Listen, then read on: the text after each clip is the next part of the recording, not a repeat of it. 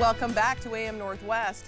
It's back to school season, and for some college students, it marks their first time away, living away from home. Here to share some important advice for students and their parents, we welcome the author of The Naked Roommate and 107 Other Issues You Might Run Into in College, Harlan Cohen. Harlan, great to meet you. I got to understand the title. Did you have a naked roommate at one point? You know, I never really had a prolonged naked roommate. There would be quick flashes, but only when someone was getting dressed and I looked away. But the title of the book is more about when you deal with something uncomfortable and new, how do you work through that?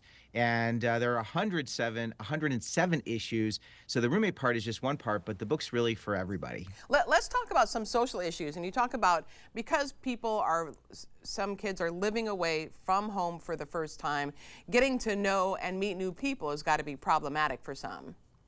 Yeah, I mean, it's a really big change, especially if it's a student who is coming from a community where they've gone to school with the same people most of their lives. Just this idea of making friends is something that a lot of students are really surprised they don't know how to do, and there isn't a class on making friends. So one of the suggestions is you put yourself in places where you're surrounded by people doing things that you like to do, and you give it time. It's about people, places, and patience, and then taking risks by talking to people and trusting over time. You're going to start to build some of those relationships. Those relationships, they start off as temporary friendships, which can throw people. But once you can get through the temporary friendship piece, then you can find permanent friends. And it's something that not everybody's prepared for. Tell me about the ability to stay safe for both young men and young women, the importance of staying safe and how to behave or act in a certain way in order to keep yourself safe. Yeah, I think this idea that anything can happen as opposed to it's not going to happen. So if you know anything can happen, then at least you're open to the idea. And a lot of times parents are annoying because just I think the frequency of my voice lands differently than the frequency of someone else's.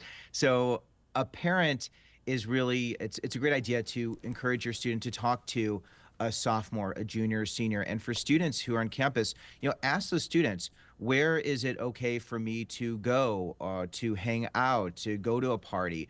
Being really careful if you choose to drink, and I'm saying drink anything, if you drink water or soda, the idea that you have to control your drink because somebody can put something in it. And I did a video on that. I do a lot on social media. And that video, there were so many people just talking about this is essential. Everybody who goes to a party comes back together. You never leave anyone behind. These are just things that not a lot of students know about, but when you talk to that sophomore, junior, or senior, and they can give you like the real story, then you can really understand some things you can do to stay safer.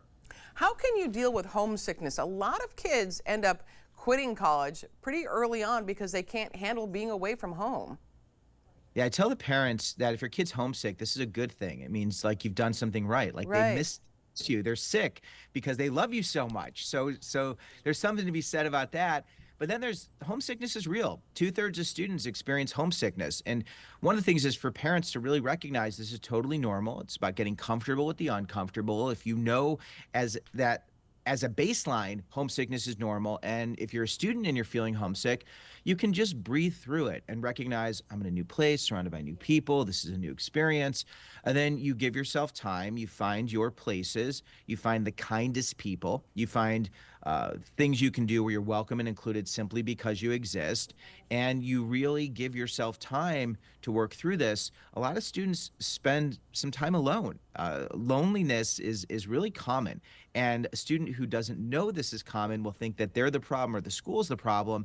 But what I do through the books and through my social media is I help normalize it. So if you're dealing with homesickness, you're like, okay, this is normal. Going home's not going to fix it. It's what can I do to create connections so where I am becomes my new home. Should parents then say, I know you're just feeling homesick right now, even if the kid is saying, I want to come home now? Should you just say, no, give it more time, that kind of thing? Well, I think for a parent, when a student calls, the first thing is, are you looking to vent or would you like some advice? A lot of times a student will just unload on a parent Yeah. because it just makes them feel better. And the parent's like, oh, this is miserable. And then the kid feels better. So sometimes they just need to be miserable with you.